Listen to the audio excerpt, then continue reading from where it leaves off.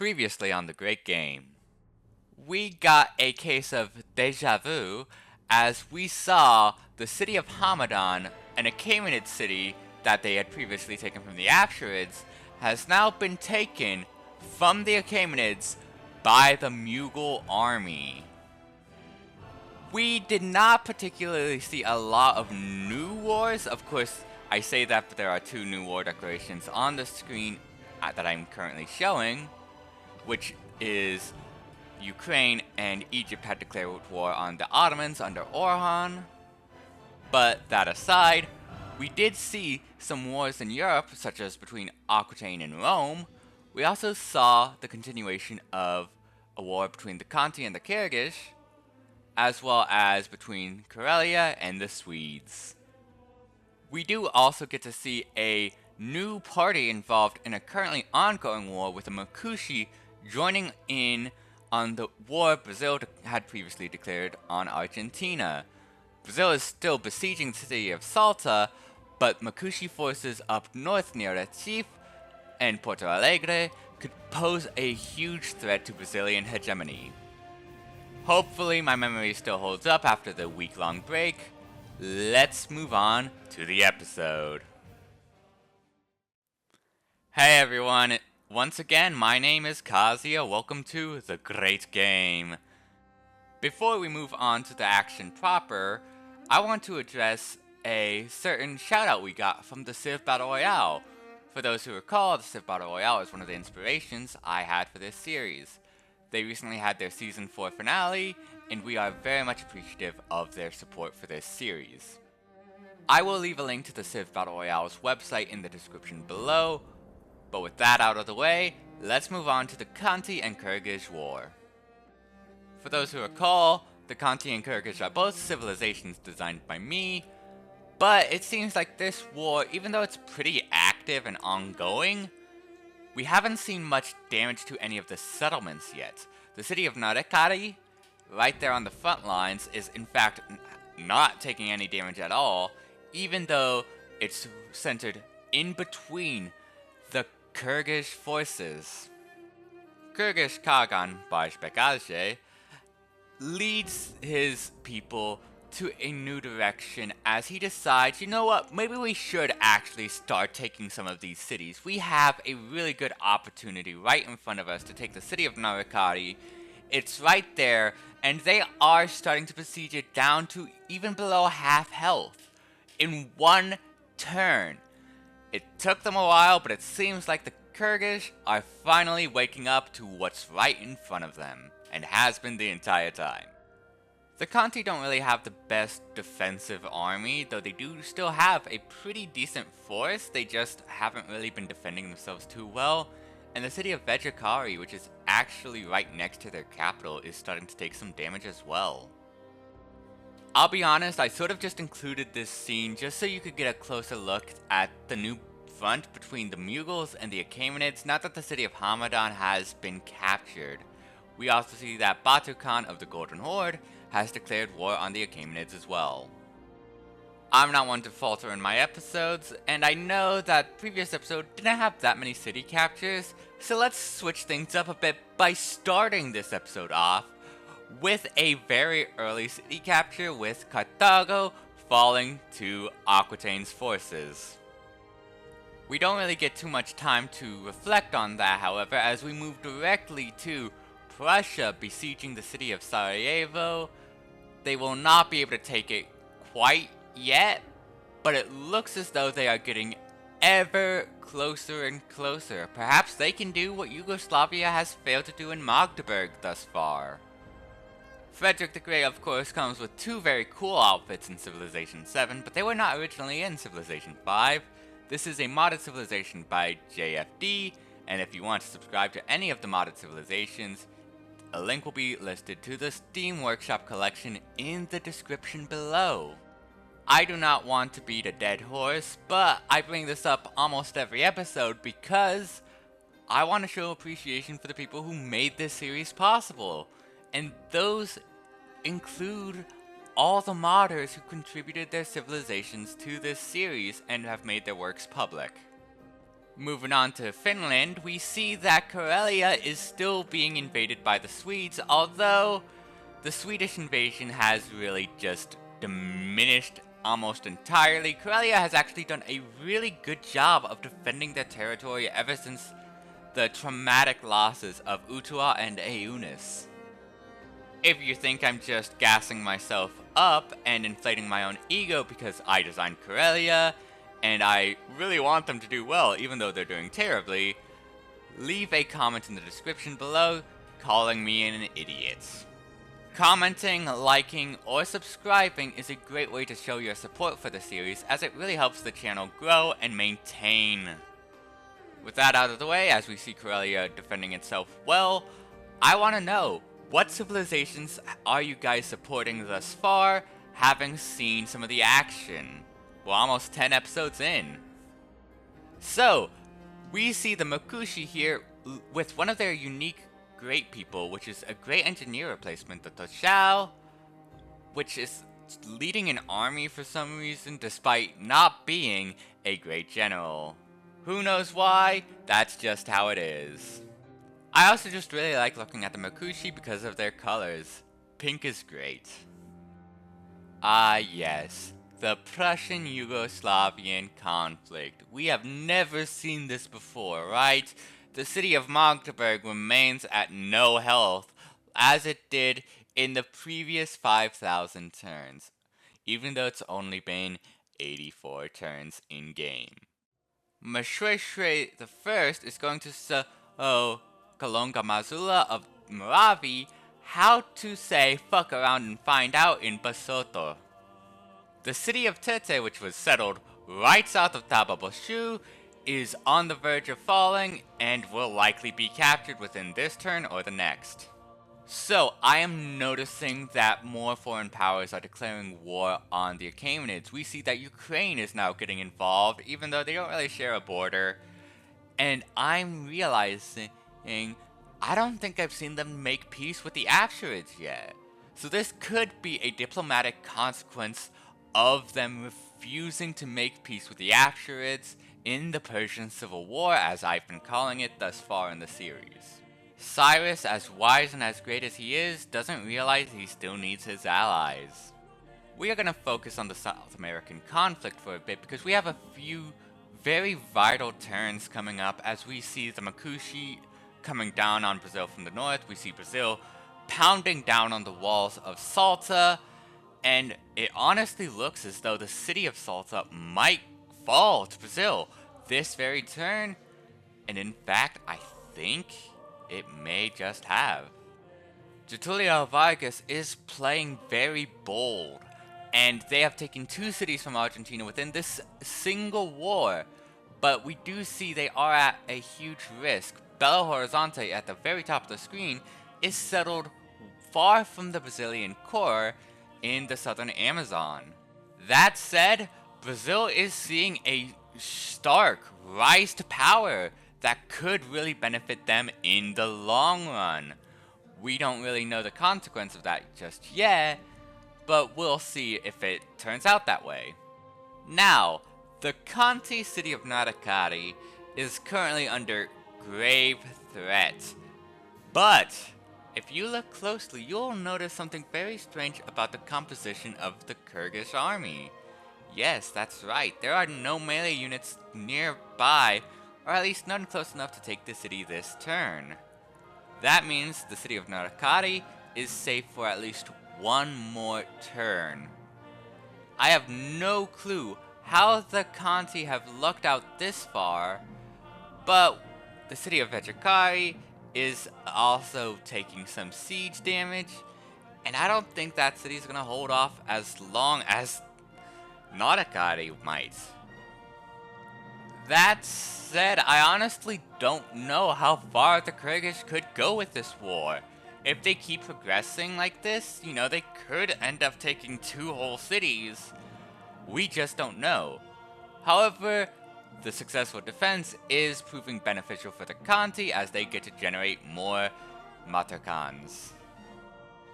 In East Asia, we see that Goryeo under Taizhou has declared war on the Republic of Mongolia under Tsakyagin Elbegdoj. I'll be honest, knowing how Tsakyagin Elbegdoj likes to play expansionist, but seeing that Goryeo is way more expansionist in this game, I really should have seen this coming at some point. But this is actually a really big conflict, and it's one I really want to keep a keen eye out for because this could be big later on, especially if another power gets involved, like Qin or the Yakuts.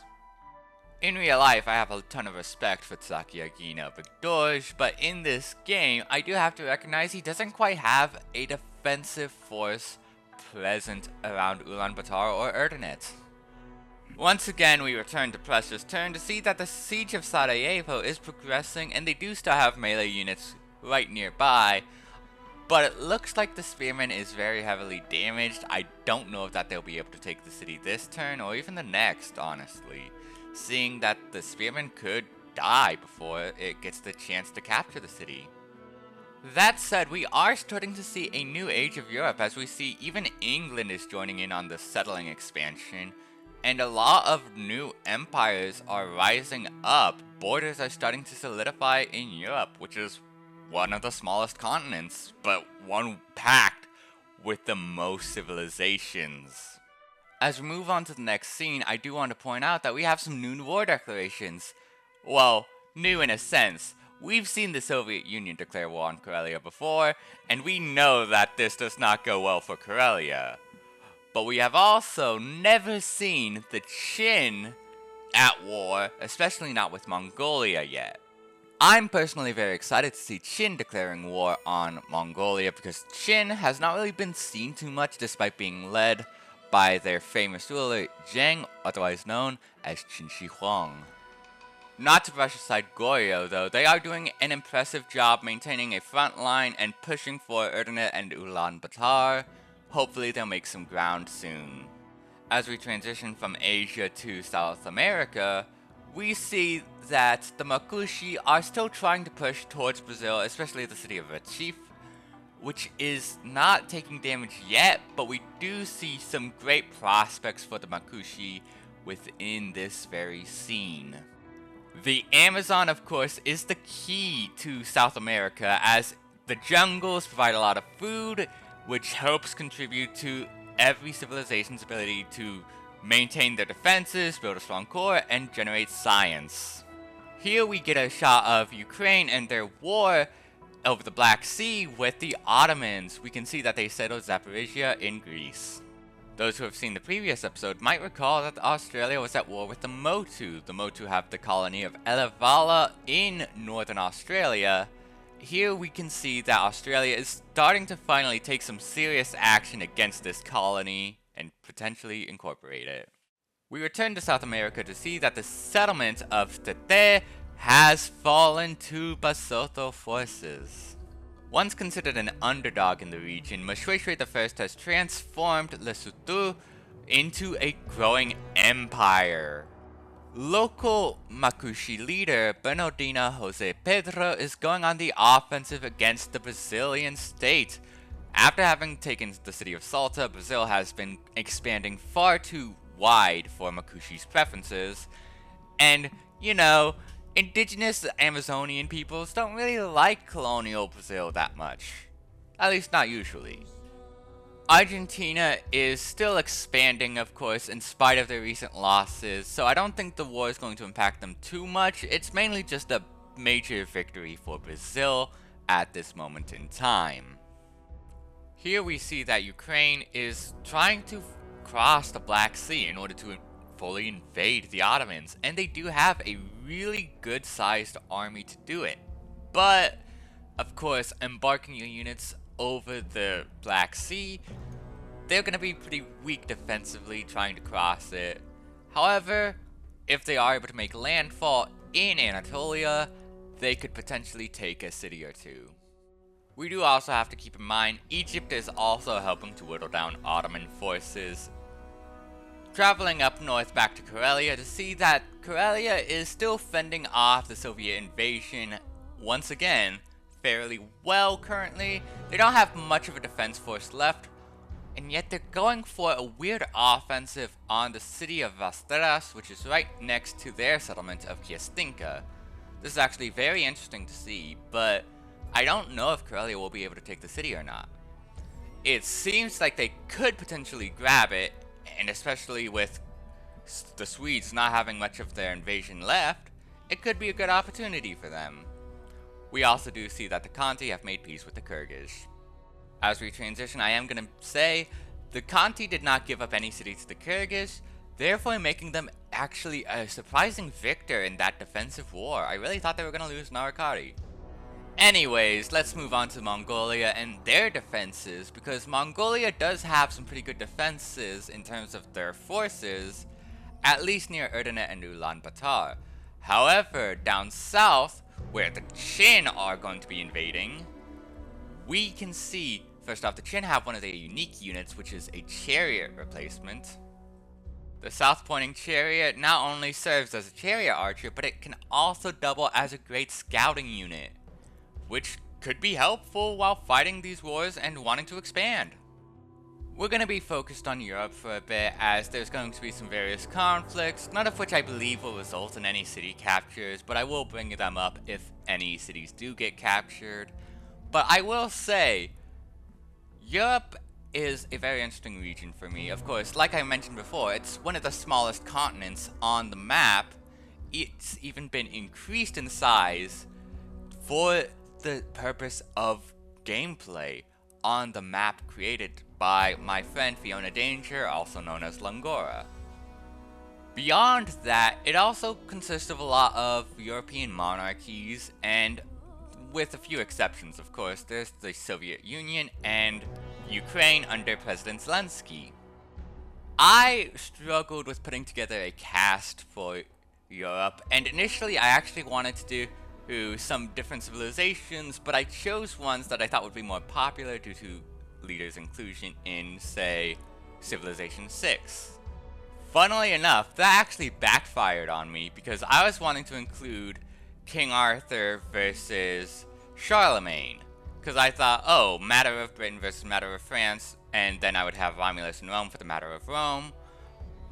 But I did not think they were going to add Charlemagne to Civilization 7, because I planned this far in advance before we even found out that Charlemagne was, in fact, in Civilization 7, and is now being used to advertise the game as a major figure. Regardless of the consequences of my actions, I'm very happy with the cast we have currently. I think they've all been very fun and interesting thus far. While we haven't gotten to see every civilization, I think the cast I picked ended up being for the best. Moving on, we see that Karelia is still trying to take the city of Vasteras. Moving forward from that, we see that Lesotho is still trying to maintain their defenses around the city of Mbewe and are incorporating the city of Tete into their empire. We only have 2 more minutes left in this episode. Sorry for the short episode this week. I've been very busy. I've been working to get set up for my next series.